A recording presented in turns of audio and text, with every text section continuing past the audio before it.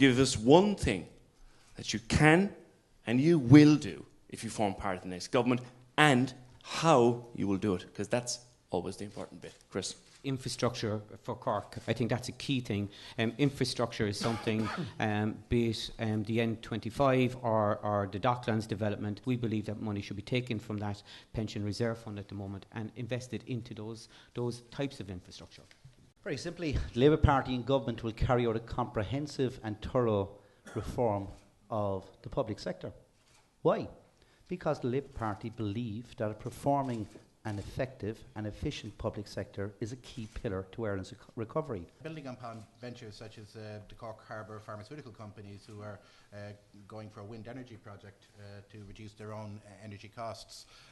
Not only wind power, we have several conventional power stations here, and the potential in terms of wave power means that Cork can be an international hub in terms of providing the energy, providing the jobs, and exporting the expertise, which will add to our balance of payments. To change the bankruptcy laws, to allow people who have gone out of business and are bankrupt, who haven't broken any law, or whether it's tax law or any other law, to enter business again within a year. And if they have more complex problems, within 3 years. The key ingredient will be making sure that we have a competitive economy, and what flows from that is a critical issue for Cork here with regard to attracting foreign direct investment, tourism, and also the issue of exports as well, which is something that we often forget about. But I mean, we have a strong indigenous base here, and I'm quite definite and confident with the capabilities we have that exports is the key ingredient in us resolving our challenges that face us. I'm very surprised that none of the politicians or intending politicians mentioned the N28, or in particular the road tolling that is coming down the tracks based on conversations that the NRA are saying, and I'd be very interested to hear what each one of you would have to say in relation to that. This is an issue that takes into account the relocation of Cork Port as well. I mean, if it gets planning permission, I mean, it was refused planning for a number of reasons, but one of the reasons was connectivity to the port itself, so it's the chicken and egg situation. But certainly, I mean, if we're talking about increasing exports, we need to relocate the port. That's of critical importance, and we need to have a proper road structure to it. And I know there was a report by Indicon which outlined the importance and significance of the N28 upgrades. Obviously, it's very easy for Billy Keller to commit to funding here in the Clarion, but I mean, it would be a key ingredient in the development of the infrastructure in Cork.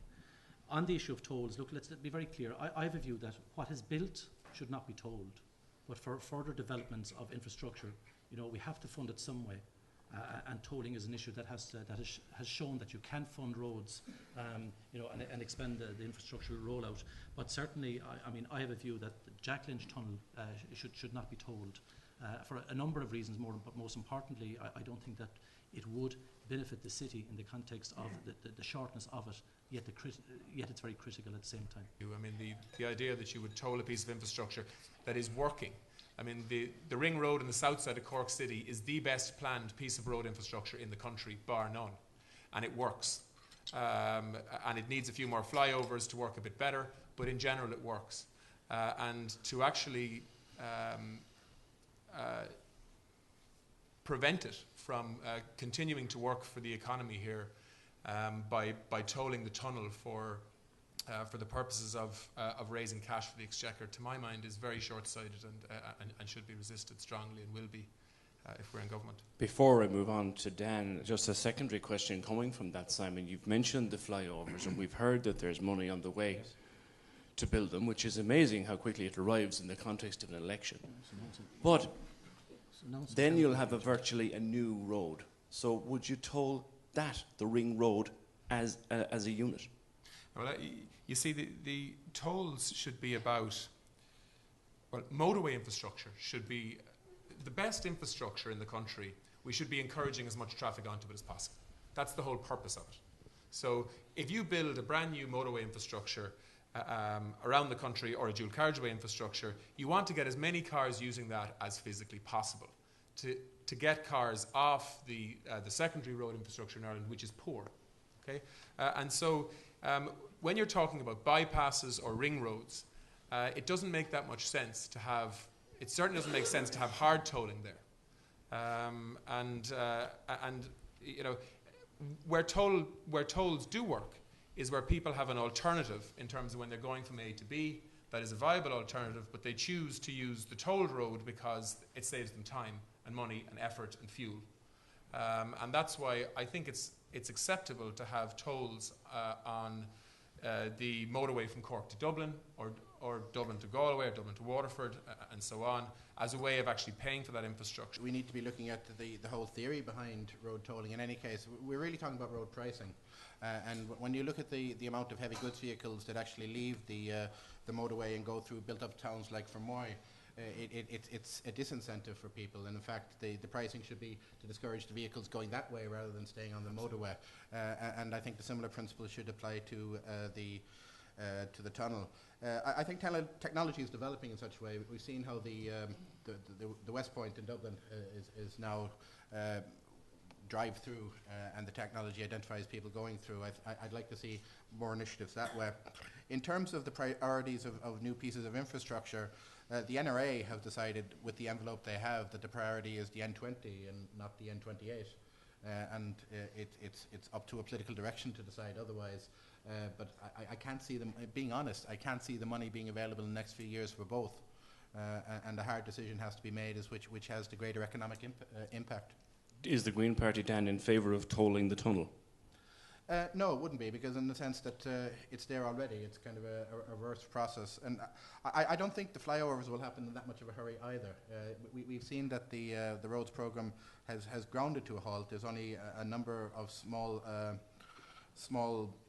projects that are going ahead at the moment, Cork Limerick and the N20 being the most prominent of those. And again, to be more honest, I would like to see more of the capital infrastructure budget going into public transport infrastructure. I think tolling is appropriate in some circumstances, not in the Jack Lynch Tunnel. The Jack Lynch Tunnel, as anybody knows, is actually badly built. The Dunkettle roundabout is too close to it. In fact, that is the difficulty with the Jack Lynch Tunnel, is that the Dunkettle roundabout needs to be moved further up the hill, because there is an area zone there for development that actually, even in these deflated housing times, would actually would be able to provide sustainable residential purchasing for the development sector. So to answer your question in summary, with regard to tolling the Jack Lynch Tunnel, the answer is no. With regard to the principle of tolling in general, yes, I do. I think it's appropriate in some circumstances. But the key issue with regard to the Jack Lynch Tunnel is actually getting the Dunkettle roundabout as far away from it as possible. So you want to move the roundabout? Yes.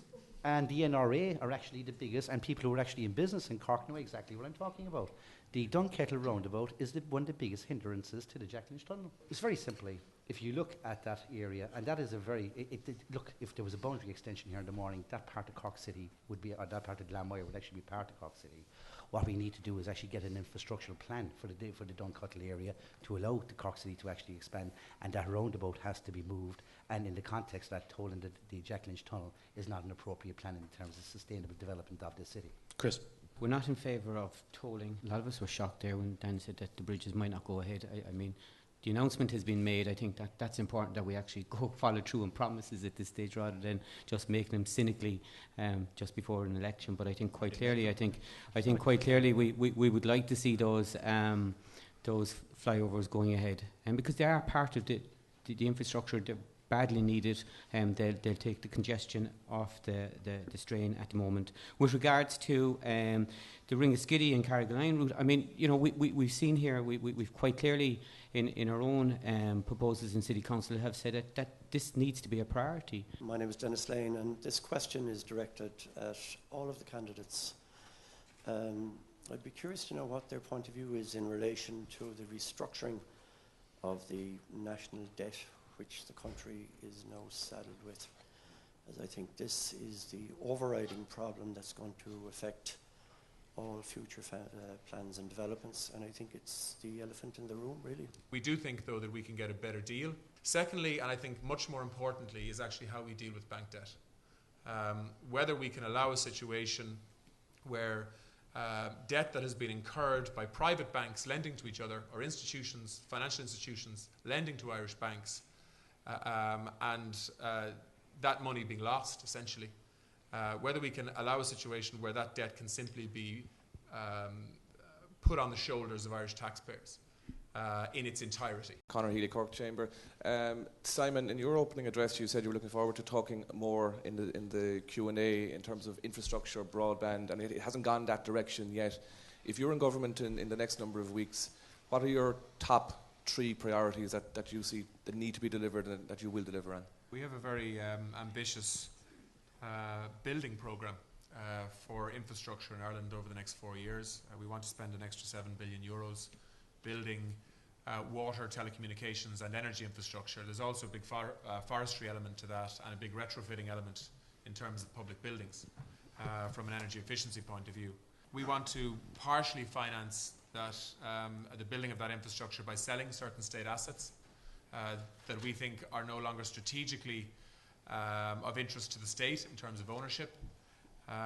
In the energy market, for example, we think we need to fundamentally restructure the energy market in Ireland, and what we would like to see is the state retaining ownership of monopoly infrastructure, whether it's gas pipelines, whether it's telecommunications infrastructure that we currently own, or whether it's energy networks or grid infrastructure.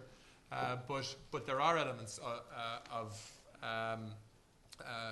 the state asset portfolio that we think we can sell, realise good value from, even in the current environment, and actually pool that money to